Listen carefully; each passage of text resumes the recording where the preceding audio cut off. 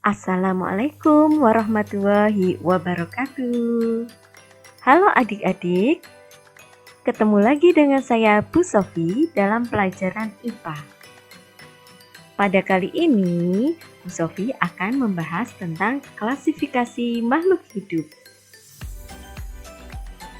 Kompetensi dasarnya adalah 3.2 mengklasifikasikan makhluk hidup dan benda berdasarkan karakteristik yang diamati.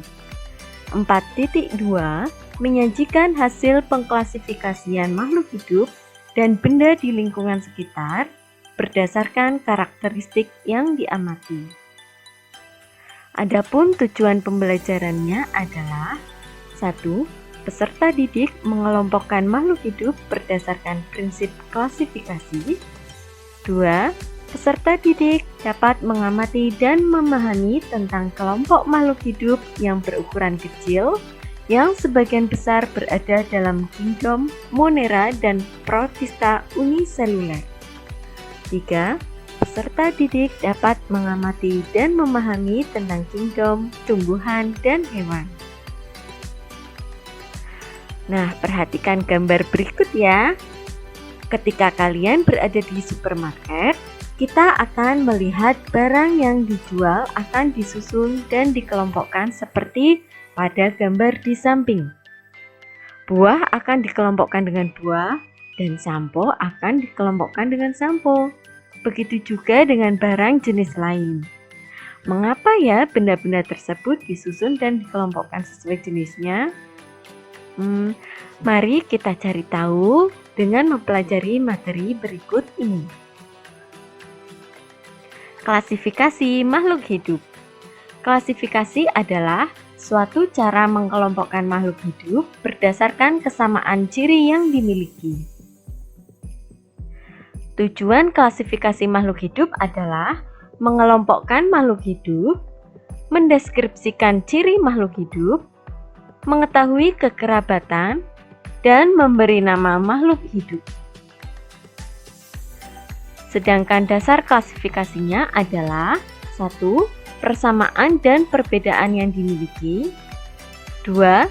Ciri bentuk tubuh atau morfologi.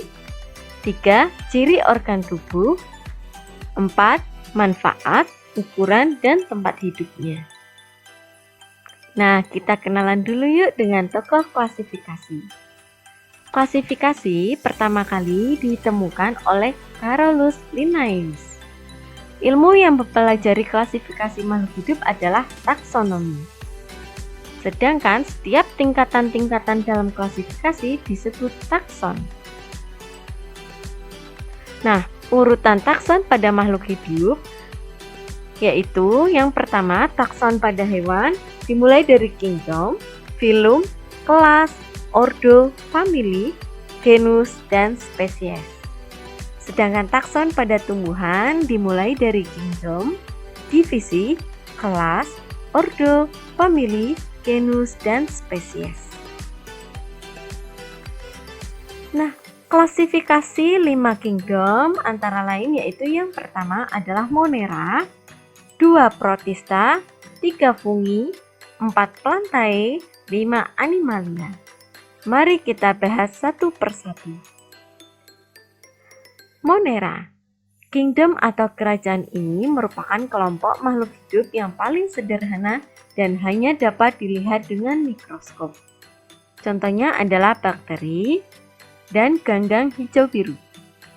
Ciri-cirinya yaitu yang pertama bersifat prokaryotik atau tidak mempunyai membran inti sel. Yang kedua yaitu uniseluler atau bersel satu. Selanjutnya adalah Protista. Kingdom ini memiliki ciri-ciri bersifat eukaryotik atau mempunyai membran inti, uniseluler, bersel satu, dan multiseluler bersel banyak. Protista ada 3 yaitu Protista mirip hewan atau protozoa, Protista mirip tumbuhan atau ganggang dan alga, kemudian Protista mirip jamur atau jamur lendir. Selanjutnya adalah fungi. Fungi disebut juga dengan jamur. Ciri-cirinya yaitu bersifat eukaryotik atau mempunyai membran inti sel, uniseluler dan multiseluler. Tubuhnya terdiri dari hifa berupa benang dan heterotrof atau tidak bisa membuat makanan sendiri. Kingdom Plantae atau tumbuhan. Plantae disebut juga dengan tumbuhan. Ciri-cirinya yaitu bersifat eukariotik, mempunyai membran inti sel, multiseluler, bersel banyak, dan autotrof. Bisa membuat makanan sendiri yaitu dengan cara fotosintesis. Kingdom Plantae yang pertama yaitu lumut atau Bryophyta. Ciri-ciri lumut yaitu talophyta atau mempunyai akar, batang, dan daun tidak sejati. Kemudian mempunyai akar semu atau rhizoid dan bereproduksi dengan spora. Yang kedua yaitu paku, Pteridophyta. Ciri-cirinya yaitu Cormophyta atau punya akar, batang, daun sejati, kemudian akarnya serabut, bereproduksi dengan spora, dan yang paling utama yaitu daun mudanya menggulung.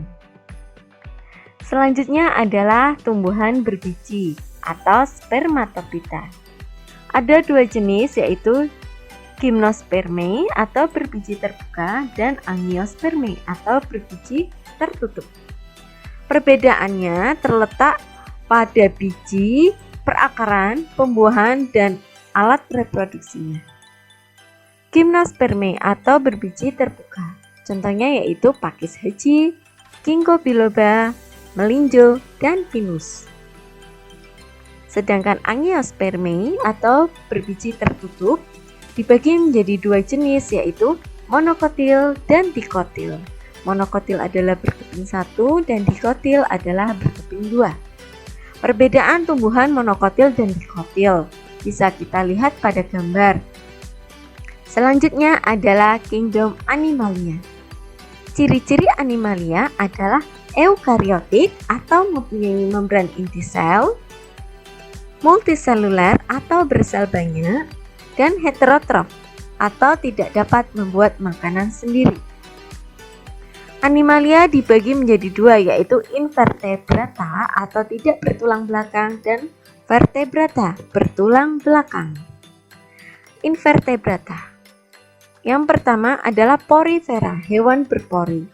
Contohnya seperti yang sering kita lihat di TV ya, bahwa kartun SpongeBob termasuk hewan berpori atau masuk ke dalam porifera. Kemudian Coelenterata atau hewan berongga. Contohnya adalah ubur-ubur dan hidra. Kemudian yang ketiga yaitu Platyhelminthes atau cacing pipih. Contohnya adalah Planaria. Selanjutnya adalah Nematelminthes atau cacing gilik. Nah, contohnya sering kita lihat dalam kehidupan sehari-hari. Yang pertama adalah cacing tambang, cacing perut, dan cacing kremi. Kemudian Annelida atau cacing gelang. Ciri-cirinya tubuhnya itu seperti tersusun atas gelang-gelang. Contohnya yaitu cacing tanah dan lintah. Selanjutnya adalah Molluska atau hewan bertubuh lunak. Contohnya kerang, cumi, siput, dan lain-lain. Selanjutnya yaitu Echinodermata atau berkulit duri. Nah, Echinodermata ini contohnya adalah bintang laut, teripang, dan landak laut. Selanjutnya kita bahas tentang vertebrata atau hewan bertulang belakang. Vertebrata ini ada 5 yaitu Pisces, Aves, reptil, amfibi, dan juga mamalia. Kita bahas yang pertama yaitu Pisces atau ikan. Nah, sesuai dengan namanya ya, kelompok ini contohnya semua jenis ikan. Ikan mujair, ikan lele, ikan koi, dan lain-lain, kecuali ikan paus dan ikan lumba-lumba. Selanjutnya adalah amfibi. Contohnya adalah katak dan salamander. Hewan amfibi ini adalah hewan yang hidupnya melalui dua alam, yaitu darat dan air. Selanjutnya adalah reptil. Reptil contohnya adalah ular, buaya, cicak, kura-kura, dan lain-lain. Selanjutnya adalah aves. Hewan yang masuk dalam kelompok aves yaitu burung, ayam, bebek, dan unggas lainnya. Yang terakhir yaitu mamalia. Hewan mamalia ini sangat banyak. Contohnya yaitu kucing, kambing, harimau, monyet, jerapah, lumba-lumba, paus, gajah, dan lain-lain. Nah, demikian pembahasan tentang klasifikasi makhluk hidup. Semoga bermanfaat. Sampai jumpa di video selanjutnya.